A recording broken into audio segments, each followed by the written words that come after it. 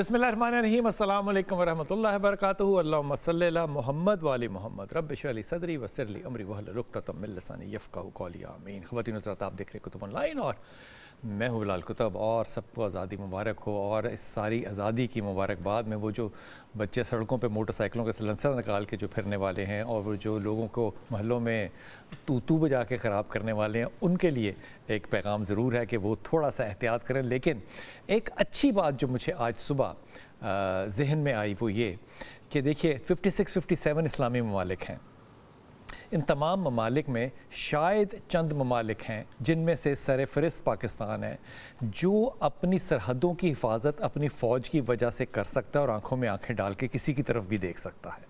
ये एक बहुत बड़ी बात है इस दुनिया में, जहाँ के बाइपोलर से यूनी पावर की तरफ जो है वो लोग आए और अपनी ताकतों के इजहार से, आप देख लीजिए यमन का हाल देख लीजिए, सीरिया का हाल देख लीजिए, शाम देख लीजिए, इराक़ देख लीजिए।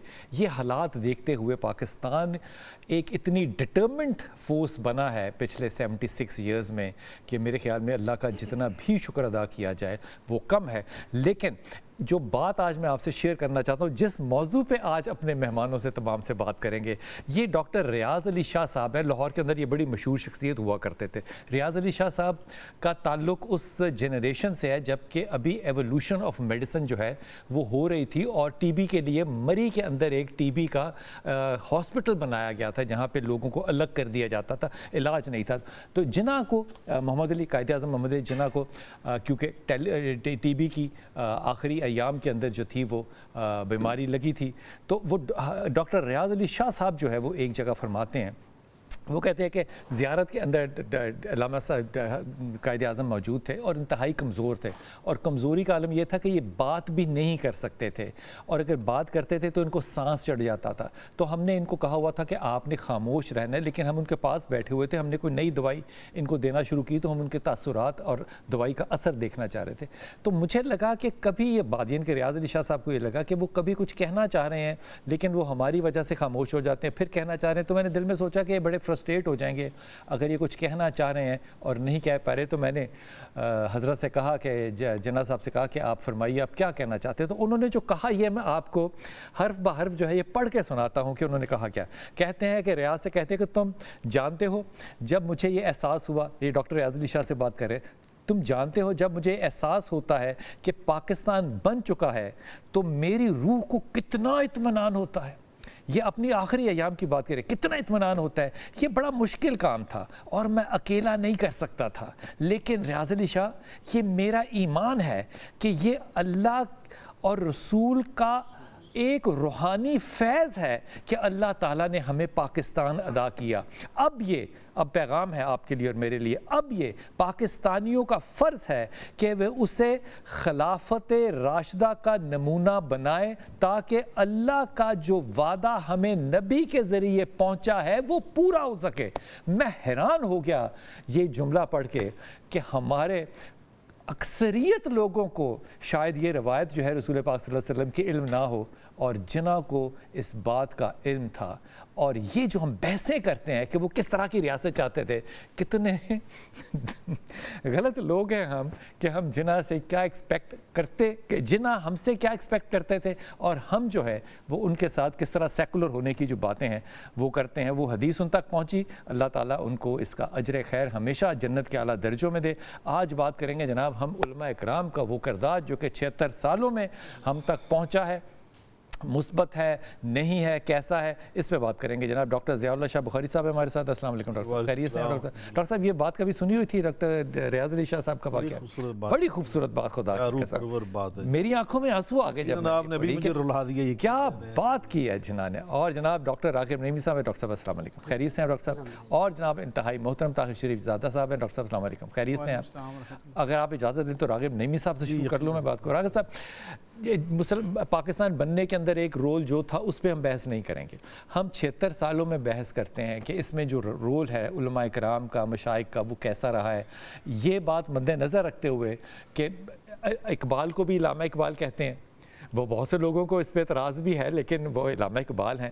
اب مودودی صاحب کے رول کو کوئی ڈینائی نہیں کر سکتا، ڈاکٹر اسرار صاحب کے رول کو کوئی ڈینائی نہیں کر سکتا، جتنی بڑی کنٹریبیوشنز ہیں. آپ کے خیال میں ان 76 سالوں میں جو ہمارے علماء اکرام ہیں، ان کا پاکستان میں کنٹریبیوشن کیا ہے؟ بسم اللہ الرحمن الرحیم. بڑا اہم سوال ہے، لیکن اس سے پہلے نا ایک چھوٹی سی بات عرض کرنا. جی بسم اللہ. جو میں فیل کرتا ہوں، ہاں کنٹریبیوشن کو ہم ایک طرف رکھتے ہیں. جی. پاکستان بننے سے پہلے 90 سال ہم برطانوی ہند میں رہے. جی. برٹش رول تھا 1857 سے لے کے 1947 تک. ہاں. ان 90 سالوں میں علماء نے اپنے آپ کو مقید کر لیا اپنے خانقاہوں میں، مدرسوں میں، تاکہ وہ سمجھتے تھے کہ اپنے تئیں کہ ہم نے نا اسلام کو شاید اس طریقے سے پریزرو کرنا ہے، کیونکہ برٹش رول تھا اور بدیسی آقاؤں کے تحت. ایک اور بات بھی ہو سکتی ہے کہ علماء نے سوچا ہو کہ ہم حاکم کے خلاف نہیں جائیں گے. اچھا یہ بھی ہے، اس میں بھی کنٹروورسی تھوڑی سی آتی ہے. اس کا جو شاخسانہ ہے نا ہمارے سامنے، وہ جو افغانستان کی طرف ہجرت کا ایک چند علماء کا جو تھا کہ افغانستان کی طرف ہجرت کر جائیں، کیونکہ یہ والا جو خطہ ہے یہ خطہ مسلمانوں کے لیے اب رہنے کے لیے قابل نہیں ہے. اور پھر ہم نے اس کا نتیجہ بھی دیکھا کہ افغانستان کی طرف ہجرت ہوئی اور لوٹے پوٹے وہاں سے واپس بڑے صغیر پاک و ہند میں لوگوں کے قافلے آئے. اور اسی دور میں کچھ علماء کا یہ کہنا بھی تھا کہ بے شک یہ دارالاسلام نہیں ہے یہ، لیکن دارالکفر بھی نہیں ہے اس سینس کے اندر کہ ہم ہجرت کے اس طرح کے عمل کو اڈاپٹ کریں. علماء کے اختلاف رائے تو اپنی جگہ پہ موجود رہا، لیکن جو بات میں یہ کرنا چاہ رہا ہوں کہ اس 90 سالہ جو غلامی کا ایک دور تھا، ہم آزادی کے بعد بھی اپنے آپ کو اس غلامی کے دور سے نکال نہیں پائے. مذہبی طور پہ، مذہبی طور، قومی طور پہ، مذہبی طور پہ ہم نے اپنے آپ کو پرسیو یہی کیا کہ وہ جو آنے والے اگلے حکمران ہیں اور آنے والی حکومتیں ہیں، یہ شاید اسی کا ایک تسلسل ہے، جس کی وجہ سے ہم مسلسل ایک کنفرنٹریشن دیکھتے رہے ہیں علماء اور سیاسی قیادتوں، علماء اور حکمرانوں کے درمیان میں، جس کے نتیجے میں آج بھی علماء کا ایک کثیر طبقہ ایلینیشن کا شکار ہے. ایلینیشن کا یعنی کہ جدائی ہے، بالکل الگ ہے، حقیقت سے الگ ہیں. مطلب جو ایک مین سٹریم ہے اس میں اس طریقے سے وہ چیز وہ نہیں آ پائے جس طریقے سے انہیں آنا چاہیے تھا. ایک تو یہ اس کے اندر یہ پوائنٹ پہلا آپ نے بڑی جرات سے بات کر دی نا. اس کا مطلب ہے کہ 90 سال کی وہ جو غلامانہ ذہنیت تھی وہ کنٹینیو کر رہی ہے، اس میں کنٹینیوٹی مجھے نظر آئی. اچھا ہمارے پاس کچھ ایکسیپشنز بھی ہیں جنہوں نے اس کنٹینیوٹی کو ختم کیا اور اپنے آپ کو مین سٹریم میں لانے کی کوشش کی، اور وہ مین سٹریم میں موجود بھی ہیں اور بہت اچھے طریقے سے وہ مین سٹریم میں اپنے آپ کو لے کے چل رہے ہیں. لیکن میں مور اور لیس کی آپ کے سامنے یہ بات کر رہا ہوں. جی. اچھا اب آ جاتے ہیں ہم کنٹریبیوشن کی طرف. علماء کا ہمیشہ رول یہ رہا ہے کہ وہ اس بات کی طرف رہے کہ قائد اعظم محمد علی جناح اپنی گفتگو اور تقاریر میں جس اسلامی ریاست کے قیام کی بات کرتے تھے، جس قرآن کریم کو آئین بنانے کی بات کرتے تھے، ابھی آپ نے خلافت راشدہ کے حوالے سے بات کی اور اس کے حوالے سے بات کرتے تھے، بلکہ یہاں پہ میں پیر جماعت علی شاہ صاحب علیہ رحمہ کا ایک بہت خوبصورت ایک واقعہ بھی میں یہاں پہ کوٹ کرنا چاہوں گا کہ آپ نے قائد اعظم محمد علی جناح کو ایک قرآن کریم، جائے نماز اور تسبیح تحفے میں بھیجی. قائد اعظم نے قبول کی، جوابی خط لکھا، بہت مختصر کر کے بیان. آپ نے قرآن مجھے اس لیے بھیجا کہ میں قرآن کے مطابق فیصلے کروں. آپ نے جائے نماز اس لیے بھیجی میں اللہ تعالیٰ کی اطاعت کروں، کیونکہ جو اللہ تعالیٰ کی اطاعت کرتا ہے قوم اس کی اطاعت کرتی ہے. آپ نے تسبیح اس لیے بھیجی کہ میں نبی کریم صلی اللہ علیہ وسلم پہ درود بھیجوں. ٹھیک. یہ آپ نے خط جواب لکھا. جب یہ خط پہنچا پیر جماعت علی شاہ صاحب علیہ رحمہ کو، تو انہوں نے آگے سے فرمایا یہ اللہ کا ولی ہے، اسے کیسے پتہ چلا کہ یہ میری نیت یہ تھی. کیا بات ہے، کیا بات ہے. تو علماء کا قائد اعظم کے ان تمام خطبات کے نتیجے میں یہ رہا ہے کہ یہ پاکستان قرآن، نبی کریم صلی اللہ علیہ وسلم کی سنت اور وہ جو ایک اسلامی نظام ہوتا ہے اس کا یہ سارا اس وقت آئے گا نا راغب بھائی کہ جس وقت کہ ریاست قائم ہو جائے. لیکن آزادی کے لیے تو آپ کو تلوار چاہیے نا. لیکن آپ یہ دیکھیے جب آپ آزادی کی بات کرتے ہیں وہ ہم آزادی میں نہیں جاتے. آپ نے تلوار کی بات کی ہے نا. دیکھیے تلوار کی بنیاد پہ پاکستان نہیں بنا ہے. پاکستان تو برطانیہ کی پارلیمنٹ میں اس ایکٹ کے نتیجے میں مارز وجود میں آیا جو انہوں نے تقسیم ہند کا بنایا، جس کے نتیجے میں 2 آزاد ریاستیں پاکستان اور انڈیا الگ الگ مارز وجود میں آئیں۔ تو حقیقی طور پہ دیکھیں، اگر وہ ایکٹ نہ آتا، کیونکہ برطانوی ہند تو ایک صوبے کی طرح تھا برطانیہ کے لیے، تو اس نے اس کو اپنے سے جدا کرنا تھا اور وہ بغیر کسی آئین اور قانون کے نہیں کر سکتا تھا۔ شامل کر لوں شاہ جی، ایک بڑی جرت مندانہ بات کر دی۔ اس سارے سینیریو میں اب ہم 76 سالوں میں دیکھتے ہیں کہ علماء کرام نے کوئی کنسٹرکٹیو رول ادا کیا ہے تو وہ کیا ہے؟ بسم اللہ الرحمن الرحیم۔ پہلے تو میں وہیں سے بات شروع کرنا ضروری سمجھتا ہوں، اور آپ نے ایسا جملہ کہہ دیا جس نے مجھے تڑپا دی ہے حضرت نعیمی صاحب کی گفتگو کے تناظر میں۔ 90 سالہ جو ان کا دور تھا نا غلامی کا، آپ کہہ رہے تھے، اس میں علماء نے کردار ادا کیا ہے، اہل علم نے اور دیندار طبقے نے وہ سارا کردار پیش کیا ہے کہ انہوں نے آزادی کی تحریکیں انہوں نے برپا کی۔ بالا کوٹ کا جو سانحہ تھا وہ کیا تھا، پھر شاملی کے میدان کا جو مارکا تھا وہ کیا تھا، اور اسی طرح حاجی شریعت اللہ کون تھے، اسی طرح وہ سراج الدولہ کے پیچھے جو قوتیں تھیں وہ کون تھے، سلطان ٹیپو کے ساتھ کون تھے، تو یہ تحریک ریشمی رمال وہ کیا تھی، یہ سارے جو یہ اہل علم تھے۔ اسی طرح تحریک خلافت تھی وہ کیا تھی۔ پھر اس کے بعد یہ علماء نے ہزاروں قربانیاں انہوں نے دی، اپنی جانیں قربان کی آزادی کی تحریک کے لیے۔ پھر جب وہ وقت آیا نا کانگریس قائم ہوئی، تو اس کے اندر بھی علماء نے سیاسی طور پہ کردار ادا کیا۔ بہت سارے علماء، مولانا ابوالکلام آزاد بھی پیچھے چلے گئے اور آگے مسلم لیگ بن گئی۔ مسلم لیگ میں حضرت قائد اعظم محمد علی جناح رحمۃ اللہ علیہ کے ساتھ دست و بازو، ابھی پیر جمال علی شاہ صاحب کی بات کر رہے تھے، ان کے ساتھ دیکھیے مولانا اشرف علی تھانوی نے، انہوں نے اپنا موقف دیا، اور ان کی وجہ سے مولانا شبیر احمد عثمانی، مولانا ظفر احمد عثمانی، سید محمد دو غدنوی رحمۃ اللہ علیہ، مولانا حافظ عبداللہ روپڑی رحمۃ اللہ علیہ، مولانا ثناء اللہ مرزری رحمۃ اللہ علیہ، مولانا ابراہیم میر سیالکوٹی رحمۃ اللہ علیہ، یہ سارے اکابرین ہمارے۔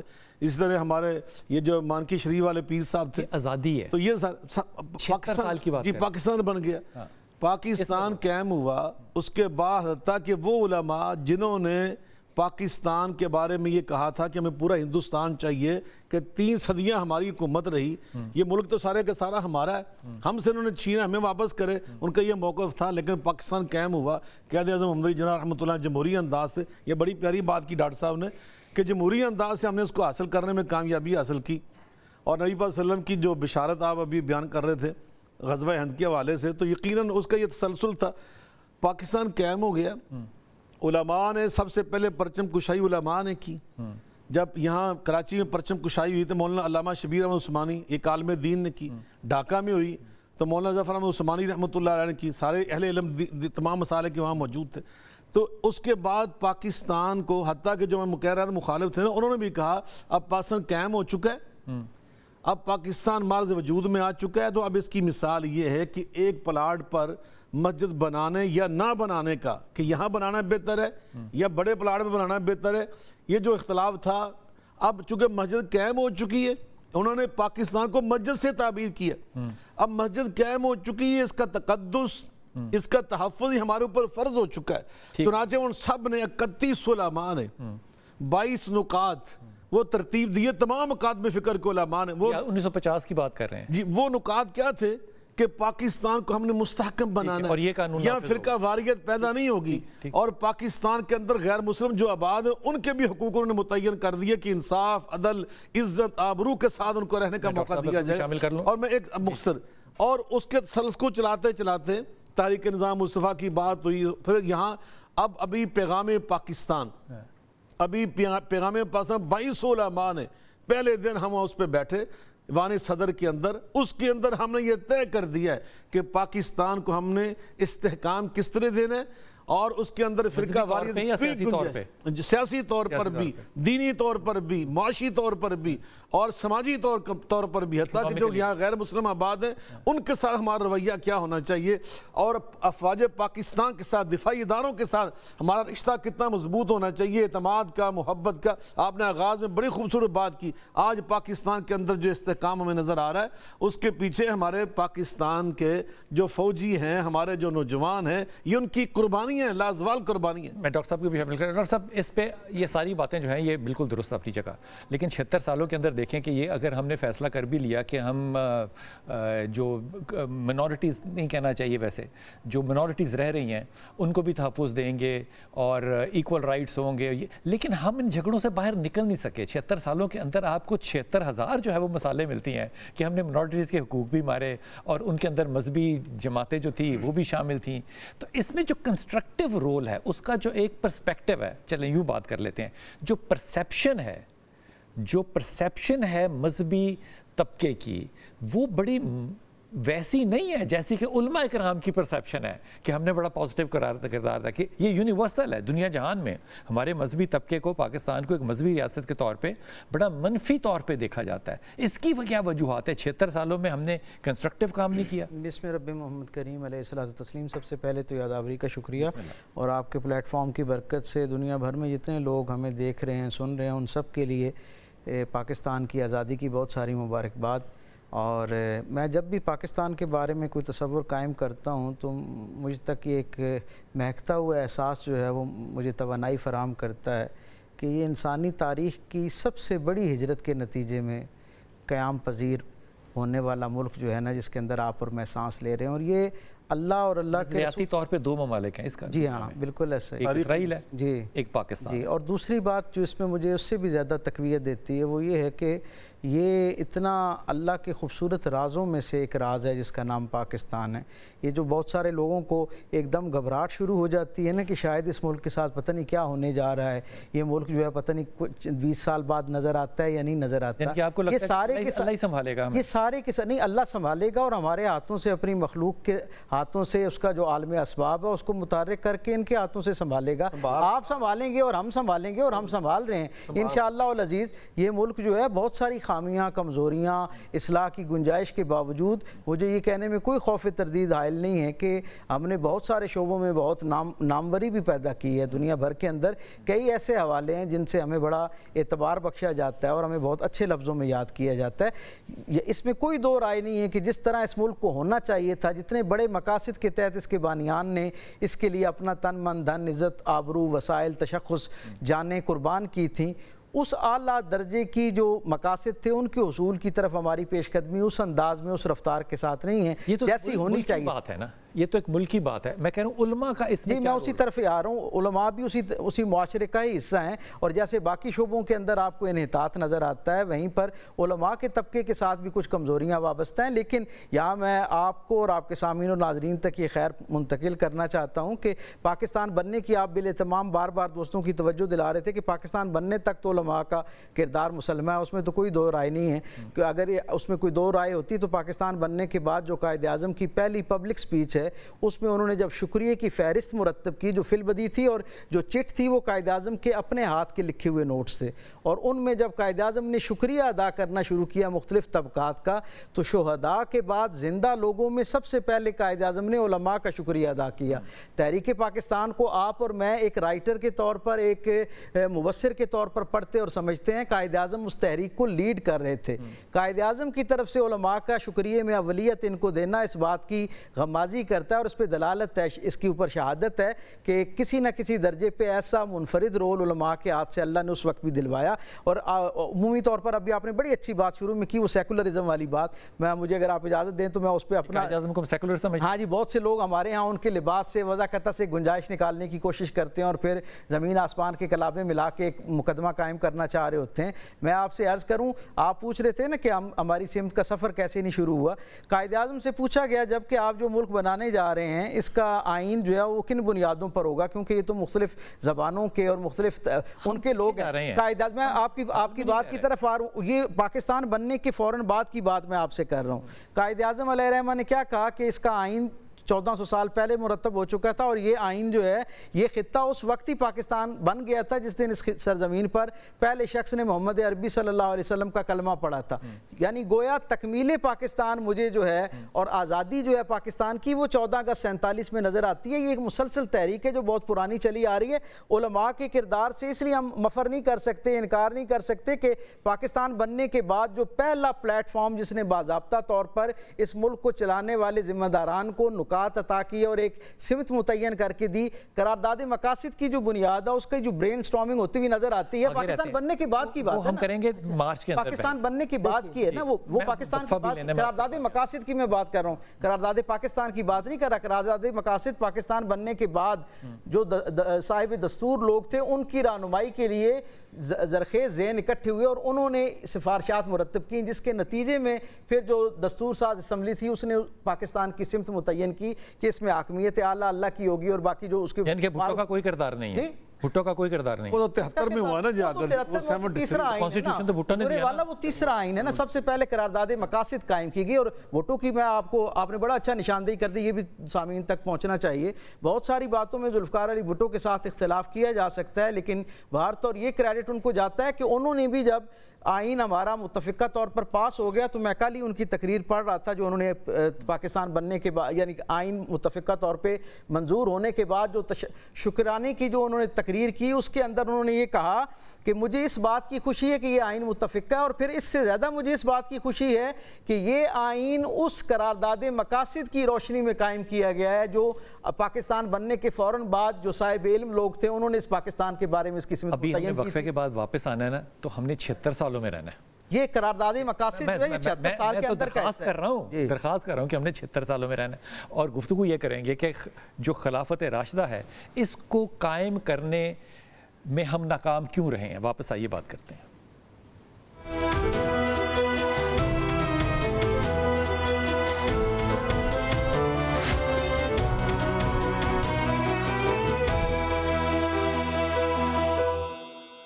بسم اللہ الرحمن الرحیم. بات یہاں پہ ختم ہوئی جناب کہ قائد اعظم نے جب کہا کہ میں چاہتا ہوں کہ خلافت راشدہ کی طرف پاکستان جائے اور یہ ہماری ذمہ داری جناح صاحب چھوڑ کے گئے, تو ڈاکٹر صاحب ہم خلافت راشدہ کو بنانے میں کیوں ناکام رہے؟ 76 سال ہو گئے, بڑا لمبا عرصہ ہے یہ.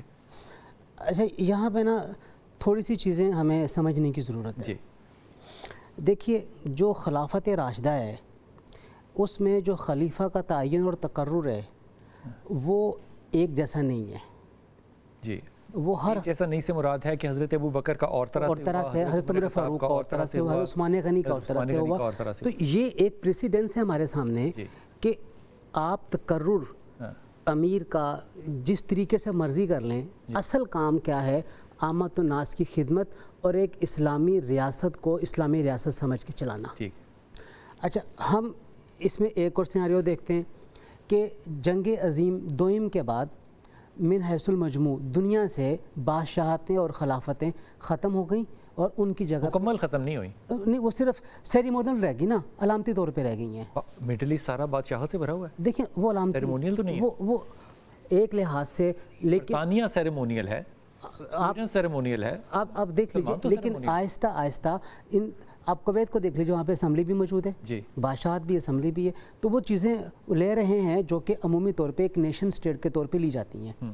اچھا, مسئلہ یہاں پہ یہ ہے کہ ایک زمانے تک پوری اللہ کی زمین لوگوں کے لیے آنے جانے میں آسانی تھی. آپ ویزے کی اور وہ جو حد بندی ہوتی ہے, باؤنڈری جسے کہتے ہیں نیشنز کی, وہ 1911 تک وہ ختم, مطلب اس سے پہلے پرمیشن تھی, اس کے بعد آپ کو وہ ویزے نہیں چاہیے تھا, اب آپ کو ویزا چاہیے. اب اس کا مطلب یہ ہوا ہر ملک کی ایک باؤنڈری ہوگی اور اس نے اپنی اس باؤنڈری کے اندر لے کے چلنا ہے. جب آپ خلافت کی بات کریں گے, اب 56-57 اسلامی ممالک ہیں, ان 56-57 اسلامی ممالک میں آپ 56-57 اسلامی خلافتیں قائم کریں گے اگر آپ خلافت کے تصور کو لیں نا, کیونکہ من حیث المجموع تو خلیفہ ایک ہی ہوتا ہے. لیکن ہمیں کسی نے مجبور تو نہیں کیا نا کہ ہم ویزے لے کر جائیں کسی اسلامی ملک کے اندر. ہم اپنے آپ کو ایک امہ بھی بنا سکتے ہیں, لیکن اس کو بنایا نہیں جا رہا. اس کا مطلب یہ ہوا کہ یہ ایک بڑے براڈر لیول کے اوپر کام کرنے کی ضرورت ہے. ہم اس کو اسپیسیفکلی پاکستان کے ساتھ اٹیچ نہیں کر سکتے. تو خلافت راشدہ کا تصور پاکستان کے لیے ایک امپریکٹیکل ہے. آپ یوں کہہ لیجئے کہ جو ہمارے سامنے کانسٹیٹیوشن کی منظوریاں اور کانسٹیٹیوشن منظور ہونے کے بعد قومی اسمبلی اور صوبائی اسمبلی کو قیام اور یہ تمام چیزیں, اصل میں یہ تمام چیزیں انہیریٹ ہیں برٹش لا سے. یا تو آپ مکمل طور پہ اپنے آپ کو برٹش امپائر کے اس لا سے ختم کریں اور یک بارگی اعلان کریں. ہم نے کوئی منت مانی ہوئی ہے, ہم نے تعویذ باندھا ہوا ہے, اس کا کر لیں.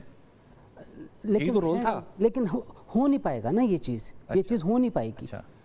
آپ آج اس کو لاگو کرنے کی کوشش کریں، آپ اس کو لاگو کر نہیں سکیں گے. آپ دیکھیے 2 دفعہ صدارتی نظام کو لانے کی کوشش ہوئی ہے، لیکن صدارتی نظام اٹ از مور اور لیس ویری نیئر ٹو دی خلافت. وہ لانے کی کوشش کی گئی ہے لیکن وہ چیز کامیاب نہیں ہو سکی ہے. اس کی وجہ کئی وجوہات ہیں. مطلب خلافت کے نظام کے اندر یعنی کہ ہم خود ہی اس خلافت کے نظام کے خلاف ہیں. خلافت کے نظام کے اندر تو تمام اختیارات ایک بندے کے پاس آ جائیں گے، اور یہاں پہ جو ایک پارلیمانی نظام ہے حکومت، اس کے اندر وہ جو اختیارات ہیں وہ ڈسٹریبیوٹڈ ہیں، مختلف جگہوں کے اوپر تقسیم ہیں. اور جب بھی آپ کسی بھی ایک جگہ کے اوپر ایک بندے کے ہاتھ میں تمام اختیارات دے دیں گے تو جب تک وہ بندہ پویس نہیں ہوگا ہم یہ تصور نہیں کر سکتے ہیں کہ وہ اس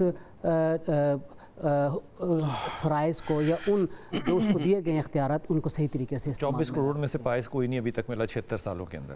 نہیں ہو یہ بات سچ ہے نا؟ نہیں ہو پائے گا. نہیں ہو پایا. اس کا مطلب امیر المومنین کا تصور تو پاکستان کے لیے ایک خواب خرگوش ہی رہ گیا، یہ ہوگا نہیں کبھی بھی.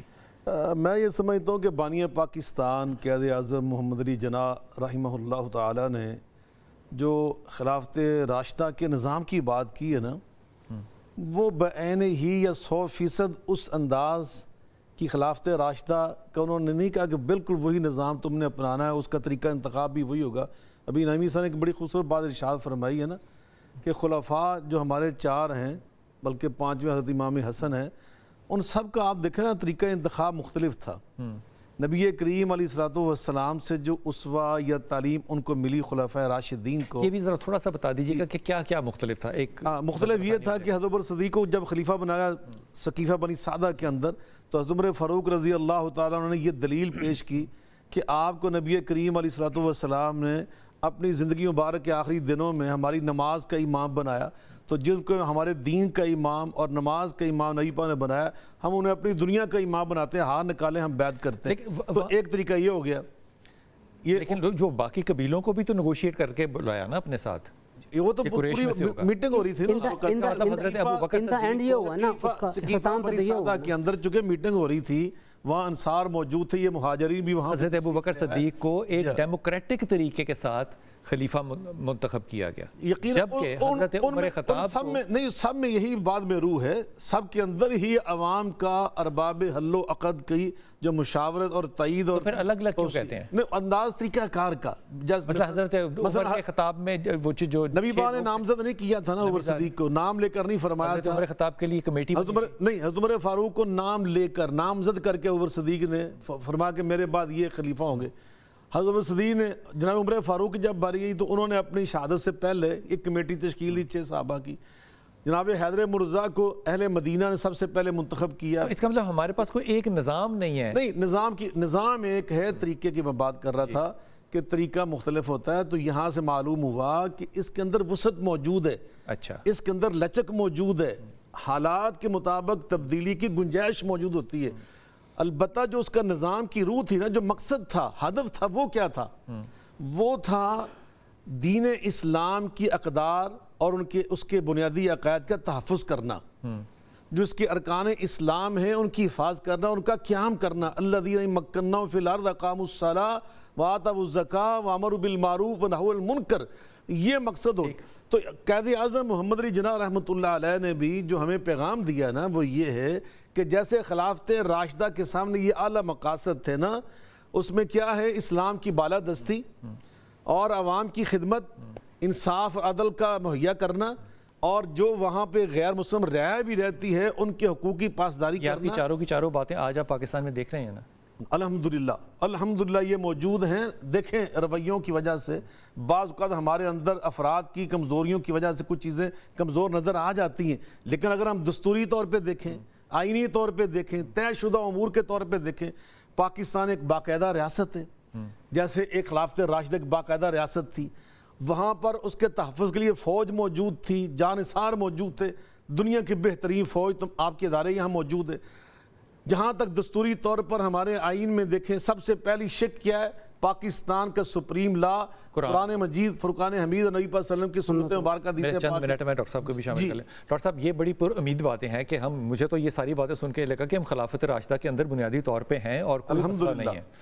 اب صورتحال یہ ہے کہ جب الیکشن ہوتے ہیں تو وہ جو نظام تھا، وہ چاروں خلیفوں پانچوں خلیفہ کا لے لیں، اس نظام کے تحت کبھی بھی مذہبی جماعت کو عوام جو ہے وہ ووٹ نہیں دیتی، تو پھر یہ نظام جو ہے یہ مذہبی جماعتیں تو دینی نہیں بنا رہی نا، یہ تو وہ جماعتیں بنا رہی ہیں جن کا تعلق مذہب سے کمزور ہے میری طرح کا۔ میں اس سارے واقعے کو، اس سارے ماحول کو اس انداز میں دیکھتا ہوں کہ رسول اللہ صلی اللہ علیہ وسلم کے ہاں جب یہ ایک اصلاح کا سفر ہمیں نظر آتا ہے اور خلافت کی شکل ہمیں نظر آتی ہے، اس سے پہلے سرکار دو عالم صلی اللہ علیہ وسلم نے کس اعلیٰ عرفہ انداز میں لوگوں کی ذہن سازی فرمائی، اور وہ معاشرہ جو تھا اس کی اجتماع جو تھی، اس کی غالب اکثریت جو تھی وہ خیر پر اکٹھی تھی، ان کا نظریہ، ان کا تصور اللہ کی بالادستی کے سامنے اپنا سر نگو کر چکی مذہبی تھی۔ جماعتیں الیکشن نہیں جیتی، میں یہ پوچھ رہا ہوں۔ میں اسی طرف ہی آ رہا ہوں، اس کا سبب یہ ہے کہ ہمارے ہاں وہ بڑی تلخ سی مثال ہے، لیکن اب آپ کی بات کے جواز میں مجھے کہنے کی ضرورت ہو رہی، اس لیے میں کہہ دیتا ہوں۔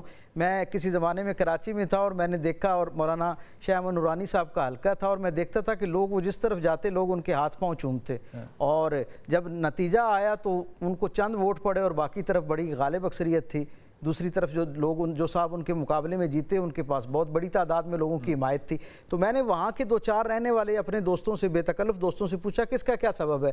انہوں نے کہا کہ جی صاحب علم ہونے کے حوالے سے، وضاقتہ کے اعتبار سے، اپنے نسب حسب کے اعتبار سے یہ بہترین آدمی ہیں، اس لیے محبت ان سے کرتے ہیں، اور ہمارا جو رات کو 3 بجے بندہ تھانے میں پھنس جاتا ہے، جو مسئلہ موجود ہوتا ہے اس میں یہ شریف آدمی ہماری مدد نہیں کر سکتے، اس لیے ہم ووٹ ادھر ڈالتے ہیں، عزت ان کی کرتے ہیں۔ یعنی کہ شریف آدمی ملک کے اندر ریاست کا حکمران نہیں بنانا۔ اس کا سبب یہ ہے کیونکہ جو حکمران ہوتے ہیں، انسانوں کی تاریخ یہ اس بات پر گواہ ہے کہ حکمران ہمیشہ رعایا عوام جو ہوتی ہے اس کا آئینہ ہوا کرتے ہیں، جس طرح کی رعایا ہوتی ہے اس طرح کے حکمران ہوا کرتے ہیں۔ جب صاحب تقوی لوگ رعایا میں سلمان فارسی اور ابو ذر غفاری جیسے لوگ موجود تھے نا، تو خلافت میں حضرت ابوبکر صدیق اور جناب علی کرم اللہ وجہ الکریم جیسے لوگ موجود تھے۔ آج ہمارے حکمران جس طرح کے ہیں وہ اس لیے ہیں کہ رعایا میں ہم جیسے لوگ شامل۔ ہمارا ہی قصور ہوا۔ جی بے شک۔ لوگ نا ایسے امیدوار کو دیتے ہیں جو ان کا تھانہ کچہری کر سکے، اصل مسئلہ یہ ہے۔ دین ہمارا مسئلہ نہیں ہے۔ آپ